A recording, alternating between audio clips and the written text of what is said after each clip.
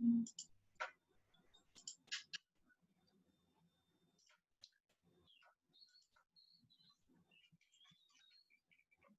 2.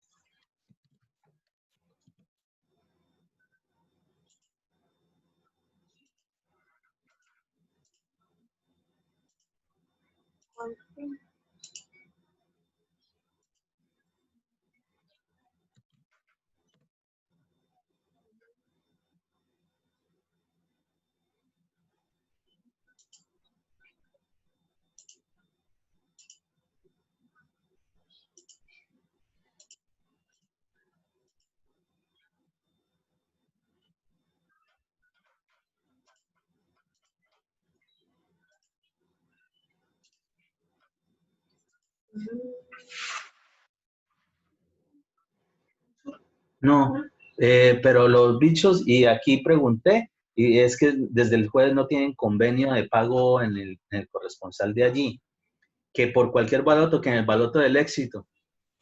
Sí, por vía. No, es que yo, pues en Pamplona yo siempre pagaba vía baloto.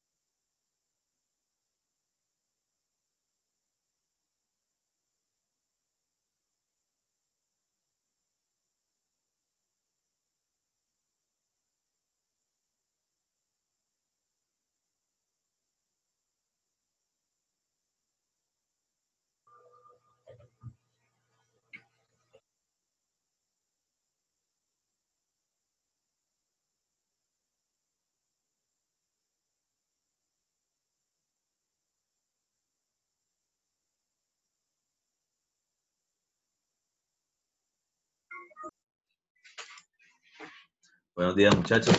Por favor, vayan escribiendo el nombre y el código completo ahí en el chat. Rapidito, por favor.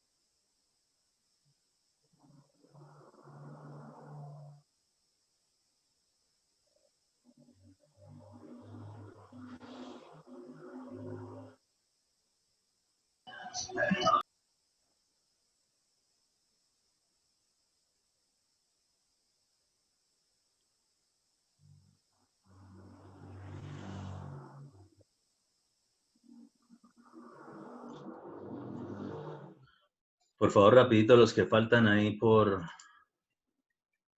escribir en el chat el nombre y el código.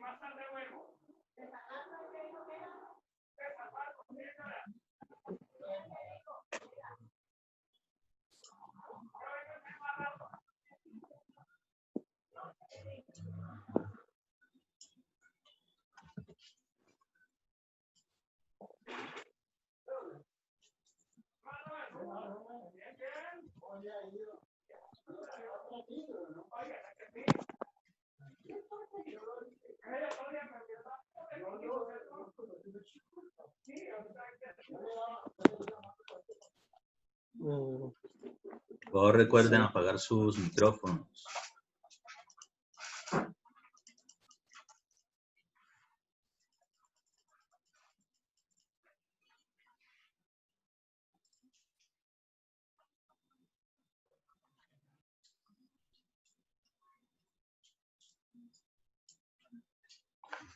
¿Ya se ven las diapositivas ahí?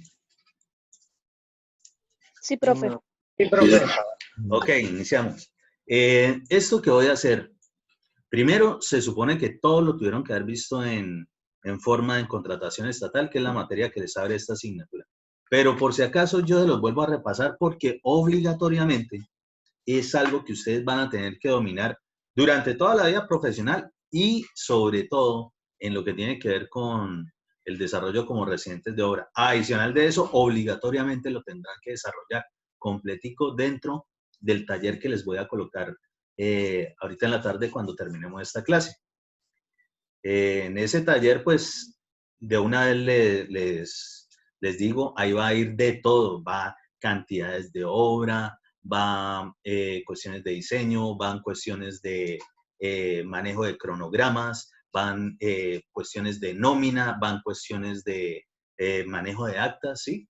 Un poco de situaciones, así como, pues muy sencillo, ¿no? Eso para cualquiera de este nivel que ya esté en estos cursos, pues supone que eso es papita para el loro, ¿sí? Algo muy simple. Pero pues lo hago ahí a manera de repaso y pues para los que definitivamente no tienen ni la más remota idea de qué estamos hablando, pues por lo menos que se pongan a hacer estos trabajos. Y aunque van a hacer en grupo, de verdad, esto sí se los hago muy de referencia, háganlo individualmente. Es decir, todos sí son muy buenos delegando, repartiendo, bueno, como sea, pero ténganlo por seguro que quien no hace ese trabajo en forma se va a rajar en el parcial que viene. Ténganlo por seguro. Estadísticamente es así. Y normalmente quien realmente desarrolla los talleres es quien a la final, la mayoría de las veces pasa, uno que otro colado, pero eso se identifica muy fácil. Entonces, la otra es también para pues, aquellos que están acostumbrados a que en grupo solamente mandan a hacer todos los hijuemadres trabajos y parciales, ¿sí? Ese tipo de gente que me tiene a mí con la piedra afuera y que pues la verdad voy a hacer todo lo posible por que de alguna u otra forma se encarrilen o salgan del programa. Pero entonces, para que estén advertidos, por favor, tómenlo como una segunda oportunidad si es que les llegó a salpicar en este momento eso que les dije. Entonces, de aquí en adelante, con toda. Muy bien, esta cuestión de las actas. En general, ojo, toda esta parte no es solamente de la ingeniería civil, ¿sí? Es absolutamente en toda profesión cuando se desarrollan reuniones, de lo que sea, en cualquier profesión. Pero, pues obviamente nosotros lo vamos a encaminar directamente a lo que tiene que ver con ingeniería civil y sobre todo toma como más relevancia incluso este tipo de actas cuando son contratos con el Estado, es decir, contratos con el gobierno, contratación estatal. Y en general, ¿qué es un acta? Un acta simplemente es un documento que certifica y registra todo lo que ha acontecido o aquello que se ha pactado durante una reunión. Es decir, cada vez que nosotros estemos metidos en una junta de obra, obligatoriamente se tendrá que levantar un acta. ¿Listo? Esas son actas de reunión, ¿sí? Pero aquí vamos a ver realmente las actas que más nos interesan, que son las que tienen que ver directamente con el desarrollo de una obra. Y para el caso, todo lo que nosotros vamos a ver de actas son otra forma adicional de generar un seguimiento a lo que es la contratación, ¿sí? A cualquier proyecto. Según las actas que haya, uno se puede imaginar muchas cosas, ¿sí? Así como algunas veces que les he nombrado ciertas vainas de que si logran identificar no sé qué, ojo, ya ustedes saben de que hay algo raro, pues precisamente observando las actas, entendiendo cuántas tienen que haber mínimo y sobre todo según las que existan, qué de pronto pálpitos, ¿sí? Qué intuición se les puede dar respecto de ese desarrollo de ese proyecto. Entonces, para eso es muy importante.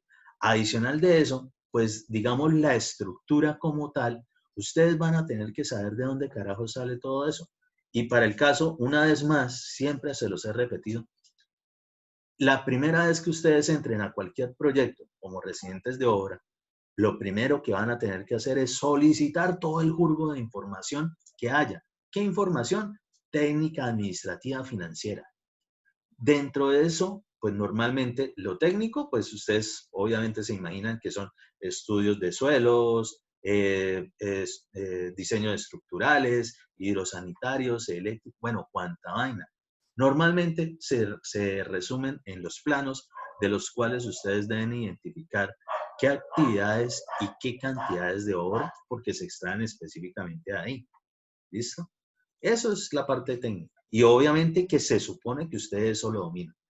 La otra es, por ejemplo, lo que tiene que ver con la parte administrativa financiera. Sí, va muy de la mano.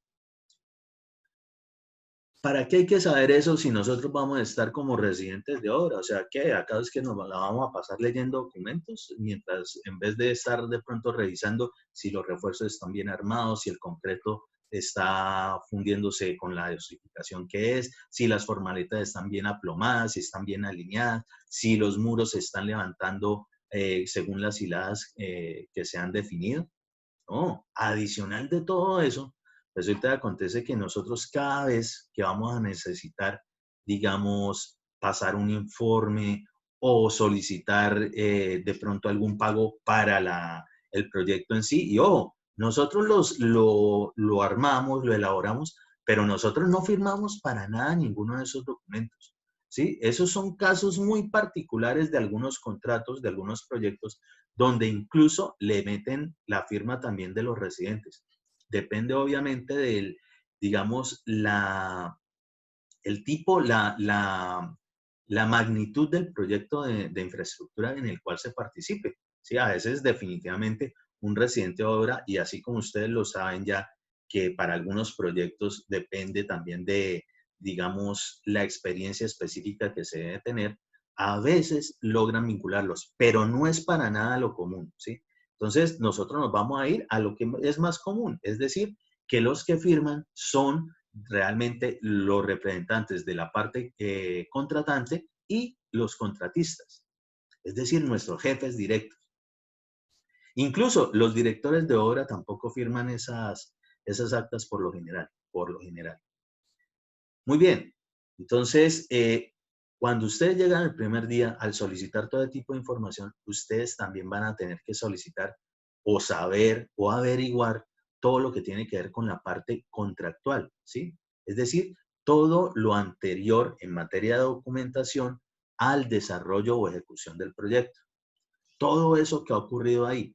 Entonces, de ahí, ¿y por qué vamos a hacer eso? Ahorita lo vamos a ver, es porque específicamente de ahí es donde está casi toda la información que nosotros vamos a tener que plasmar en todas las actas. Y hay ciertos, digamos, parámetros, ciertos tópicos que se repiten absolutamente en todas las actas. Entonces, para ello, pues obviamente necesitamos también saber qué carajos es lo que tenemos que solicitar o pedir. Sí, uno no llega de ingeniero residente, por muy novato que sea, por muy nueva que sea, recién salidos, a decir, bueno, denme documentación. Y seguro que alguien les va a decir, muy seguramente su jefe directo, bueno, ¿pero qué? ¿Qué necesita usted? ¿Le traemos el periódico? ¿Qué revista? ¿Qué le agrada? Sí, eso seguro que le van a responder de esa forma. Para el caso, ustedes tienen que saber qué van a solicitar y ojalá acostúmbrense a solicitar absolutamente todo por intermedio de oficios. Es decir, redactan una cartica, lo mandan al correo institucional, lo cual, pues obviamente de la empresa o la entidad que sea con la cual ustedes están vinculados, y pues como todo correo electrónico acusa recibido, pues alguien tendrá que darle respuesta a ello, ¿sí? O por lo menos está la evidencia de que ustedes ya lo han solicitado cierta información con anterioridad. Cosa tal que después le digo, bueno, ¿y usted por qué no ha hecho ni siquiera el acta de inicio? Pues porque no me han pasado ninguna información y cómo la voy a hacer. Ahí está el correo electrónico de tal día. Pues, correcto, entonces es una evidencia. Y eso también hace parte de lo que nosotros tenemos que hacer. De hecho, dentro de lo que les pregunté en el parcial, había algo, ahí haciendo el paréntesis, respecto de que si un interventor muy vaguncho, que casi o no iba prácticamente a la obra, llegó el momento donde se necesitaba pasar un acta parcial. Y pues obviamente dentro del acta parcial irá cierta documentación. Dentro de eso obligatoriamente tiene que ir un poco de evidencias de todas esos, digamos, cantidades de obra y actividades que ustedes están diciendo que se hicieron.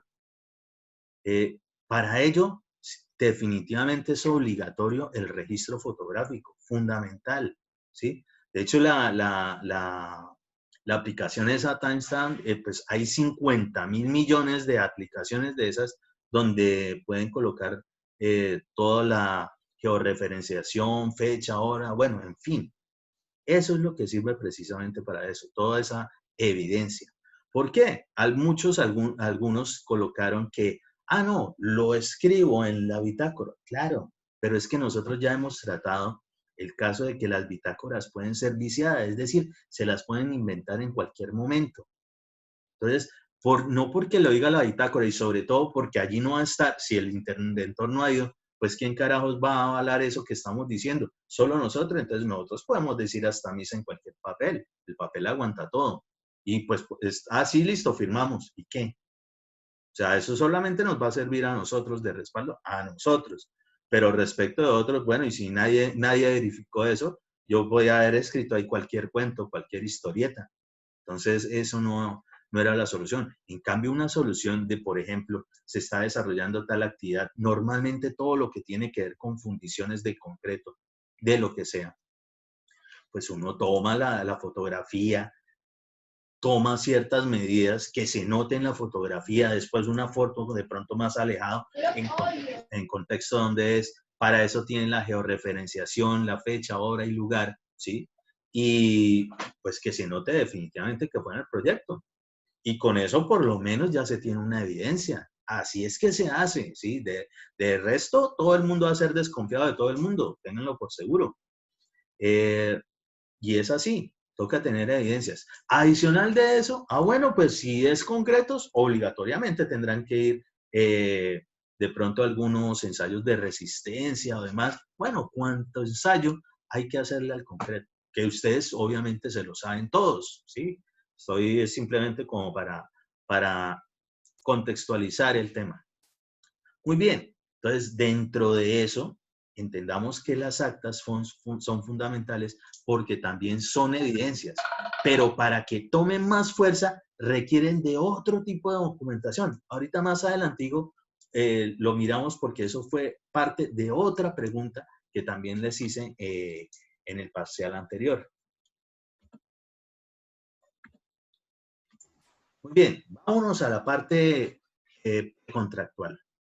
Hay que entender eso porque desde allí va a haber información que va, digamos, se le va a tener como la trazabilidad, es decir, el seguimiento durante todo el contrato, durante todo el proyecto. Desde que alguien tuvo la mera idea de que se requería ese proyecto hasta cuando ya se ejecuta y se termina, se entrega y se liquida. ¿Listo? Entonces, en la parte precontractual, y obvio que la misma palabra no lo dice, precontractual es antes del contrato, ¿sí? Precontractual. Normalmente, y sobre todo cuando son las obras del Estado, las cosas no llegan porque sí a realizarse, ¿sí? Ni el dinero cae de los árboles, ni cae del cielo, ni nada por el estilo. Ni son los de derecha, ni los de izquierda, ni los de centro que sacan de sus bolsillos para eso. No, absolutamente no. Primero, todo el dinero con el cual se maneja el gobierno, la parte administrativa, todo el pago de empleados y demás, y todo lo que tenga que ver con la parte pública, sale de los impuestos, ¿sí? De ahí. Adicional de los mismos impuestos, se destina una parte para desarrollo de lo que es totalmente infraestructura. Y dentro de infraestructura para un país, como estos que está en vías de desarrollo, ¿sí? Lo que se tiene, por ejemplo, de puestos de salud, clínicas, vías, megacolegios, parques, en fin, cuanta cosa sea requerida por alguna comunidad. Y de eso, precisamente, es que se tiene que partir. Normalmente, cualquier contrato debe tener los estudios de necesidad. Y ese estudio de necesidad es que se ha identificado, es decir, llegó algún ingeniero o alguna ingeniera civil de esos bien sapos, es decir, como yo les digo que todos tenemos que ser, y que identifican por donde cualquier paso que están dando, ¿qué carajos es lo que ocurre por ahí? Muestre a ver. Y uno siempre está buscando trabajo, eso sí, o sea, sea que gane mucho, sea que gane poco, todo el mundo quisiera estar todo el tiempo realizando horas. Obvio que sí, pues esa es la profesión de nosotros. Entonces, y es de lógico entender que entre más proyectos uno tenga, pues mucho mejor está desde, digamos, en condiciones medianamente ideales, pues mucho mejor económicamente. Entonces, si ese es el caso, pues por donde uno va, uno siempre está mirando, ala, aquí tantísima gente y yo no veo ningún parque. ¿Esta gente qué hará entonces? ¿Dónde se reúnen? ¿Dónde tienen sano esparcimiento, por ejemplo? Entonces, ok, se requiere eso. O si es el caso, ala, este poco de chinos aquí y toda esa trocha que tienen que atravesar para llegar a una escuelita, primero no tienen vías de acceso medianamente que se puedan utilizar sin tanto riesgo, ¿sí? Y adicional de eso, no, pues, ¿por qué no le hemos colocado una escuelita, algún colegio, algún centro educativo por acá más cercano?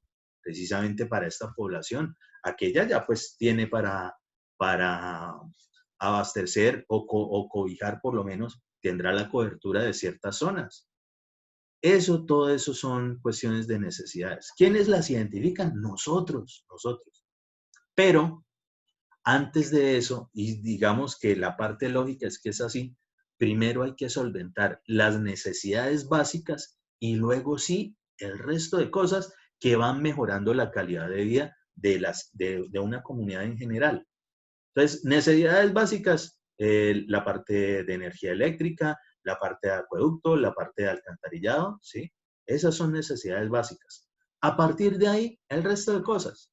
Entonces, normalmente vendrá como en ese orden, bueno, lo de salud. Entonces necesita un puesto de salud, un hospital de primer, segundo, tercer nivel, como sea, ¿sí? Después, bueno, también necesitan escuelas, colegios, listo, vienen.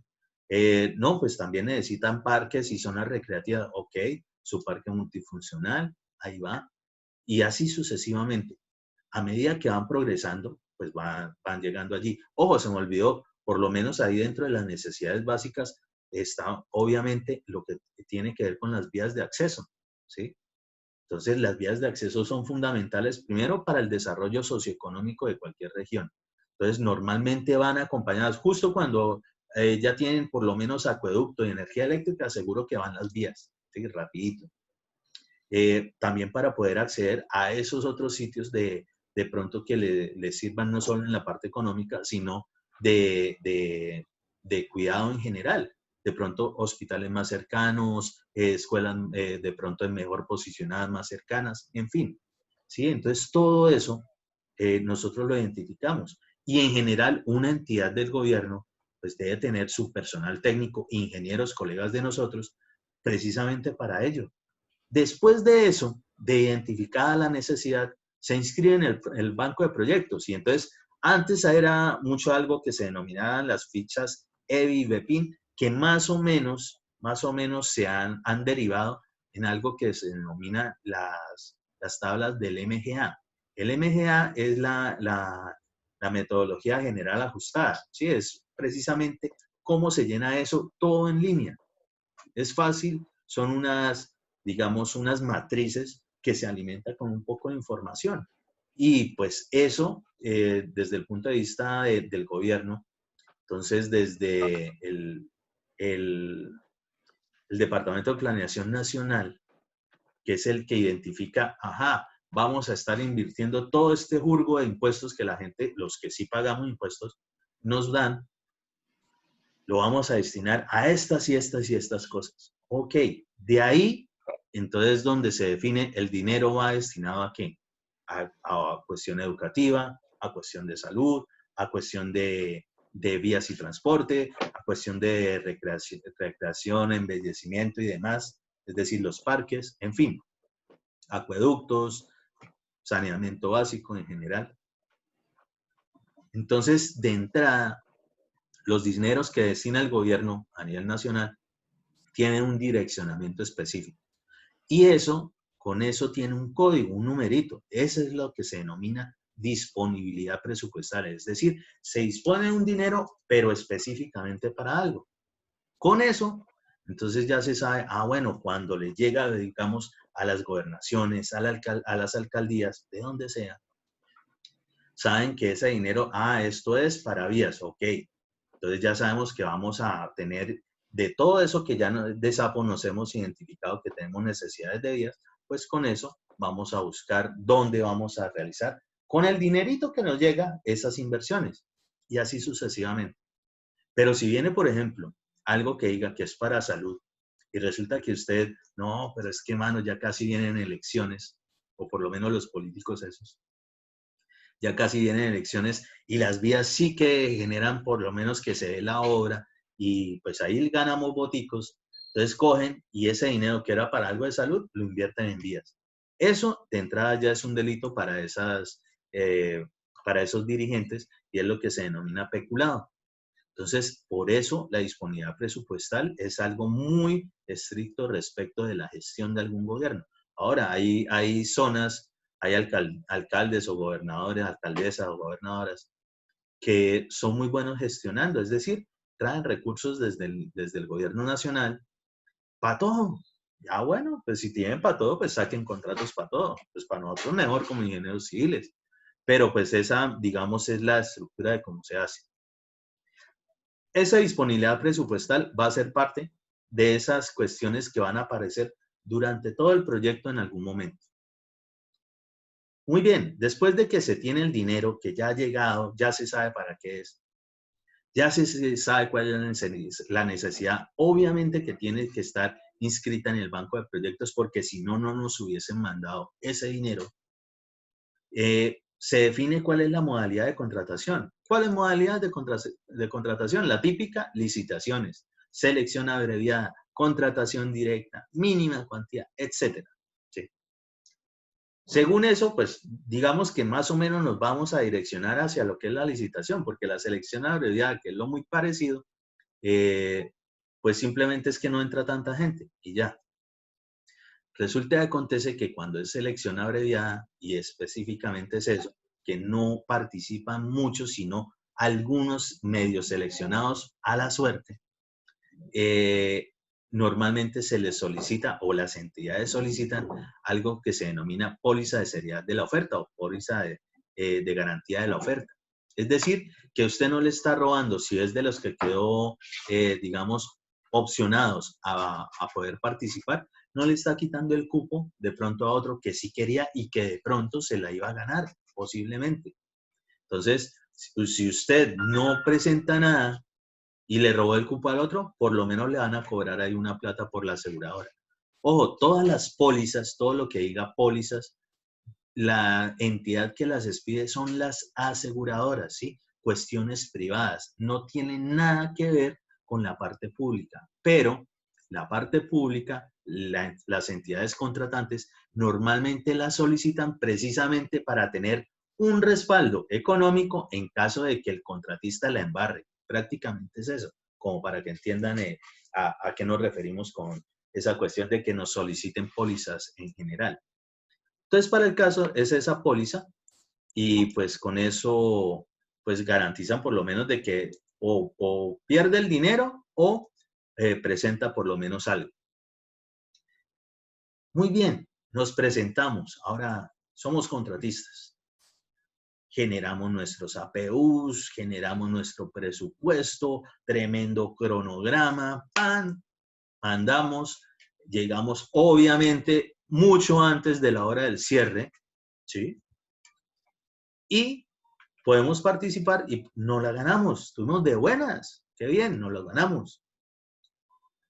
Cuando no lo ganamos, la entidad contratante por lo general genera un acta, es decir, ojo, un documento que está evidenciando algo. ¿Qué es? Un acta de adjudicación. Ojo, las actas normalmente tienen nombrecito, ¿sí?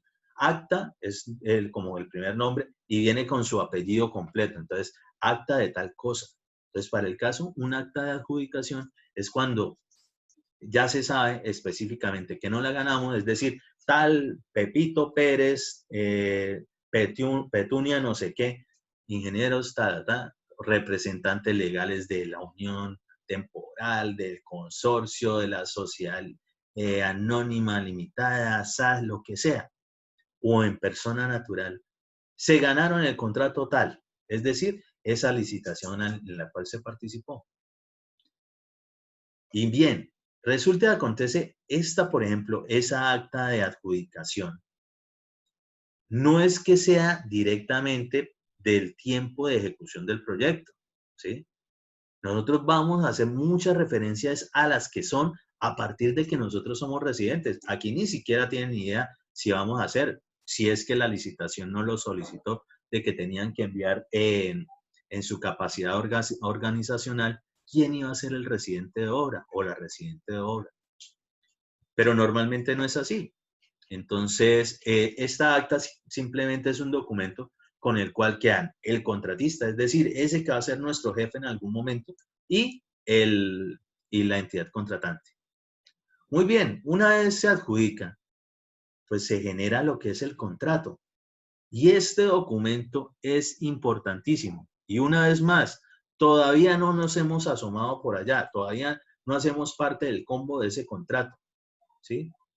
Pero esta información, casi toda, ahora sí, lo que va a ir en las actas que vamos a desarrollar a lo largo de la ejecución del proyecto, casi toda la información sale de ese documento, que es el contrato propiamente dicho.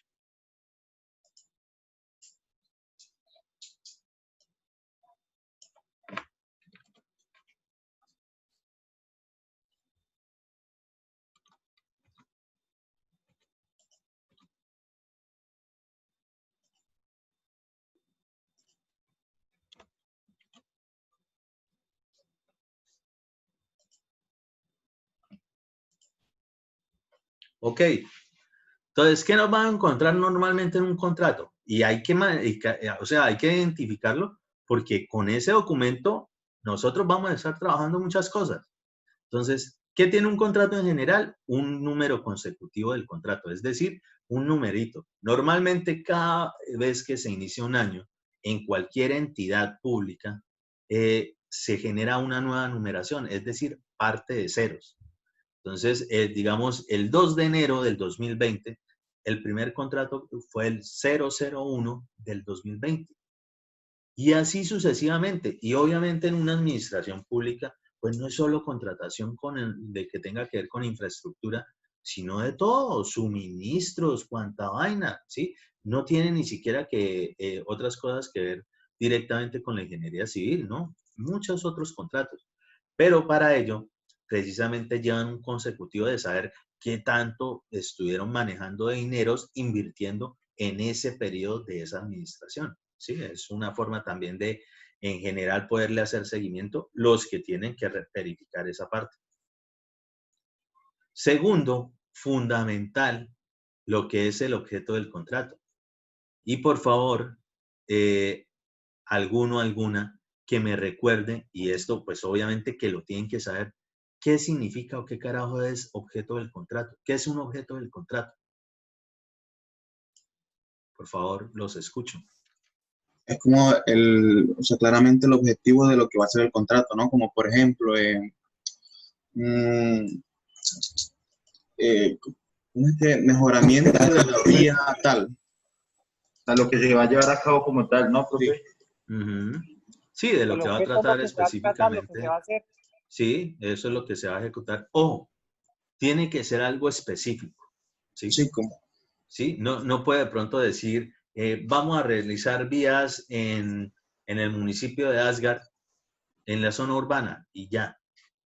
Primero, ¿qué tantas vías? Segundo, ¿en dónde? Pues tiene muchas vías, serán vías secundarias, terciarias, vías, bueno, en fin, ¿sí? Los objetos de los contratos deben ser precisamente o la construcción de tal cosa, y viene todo el texto, y especifica dónde carajo se va a hacer, ¿sí? En qué municipio, en qué barrio, en qué ciudad, en fin, ¿sí? Debe ser bastante específico porque el dinero ese que viene desde la disponibilidad presupuestal sigue como metiéndose en un embudo, es decir, cada vez va a ir mucho más específico a lo que tiene que ver con la parte del contrato. Entonces, de allí, pues obligatoriamente sale el objeto. Y el objeto sí, en sí, es eso, es lo que vamos a realizar, o por lo menos lo que el contratista va a tener que cumplir a cabalidad al final del contrato.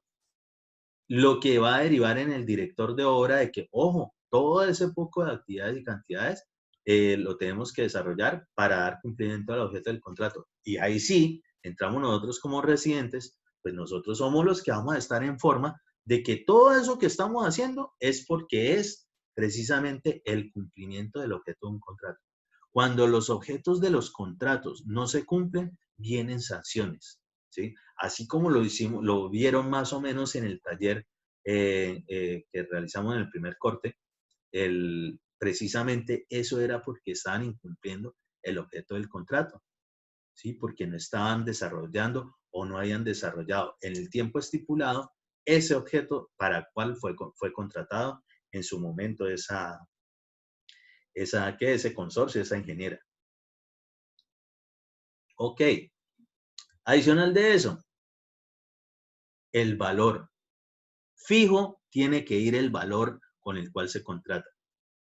Y ahí pues sale el presupuesto o costo total del proyecto. Y ojo, aquí es donde viene, yo les expliqué la vez pasada, que eso que les había dicho, bueno, y más o menos intenten sacar un presupuesto de esa vaina y compárenlo con ese precio que yo les había dado de baños y habitaciones y no sé qué. Resulta y acontece que, o sea, parece que no tienen ni idea de cómo son los costos de un presupuesto en general de obras civiles. Se los voy a decir aquí rapidito, pero eso definitivamente lo vamos a repasar. Lo que es una estructura de un presupuesto real. Nosotros vamos a tener actividades, las actividades tienen unidades de medida y pago, eso pues viene acompañado de unas cantidades de obra, las cantidades de obra salen de lo que uno extrae de los planos y viene un costo unitario. El costo unitario o valor unitario proviene de un análisis de precios unitarios, ¿sí? Lo que se conoce comúnmente como APU, donde vienen unos componentes que son mano de obra, materiales, equipos, herramienta, ¿sí? Normalmente va incluido el transporte. Yo soy de los que incluye el transporte y no lo desgloso, no me gusta, pero pues hay diferentes formas de presentar los APUs. Lo que sí es que todo tiene que estar allí. Y con esos precios que van saliendo para cada actividad, pues simplemente se multiplica por el número de cantidades de obra de esa actividad y me da un costo total específico para cada actividad. Se suman todos y me da un costo directo. Pero también tenemos costos indirectos, también tenemos impuestos, también tenemos el costo total del proyecto, que es la suma de esos. Y esa suma es específicamente el valor que va a salir en el contrato, ¿sí? El costo directo más el costo indirecto, con los impuestos que sean, esa sumatoria es lo que me va a dar específicamente el valor del contrato. Ya se va a acabar esta sesión, ya les envío el nuevo link.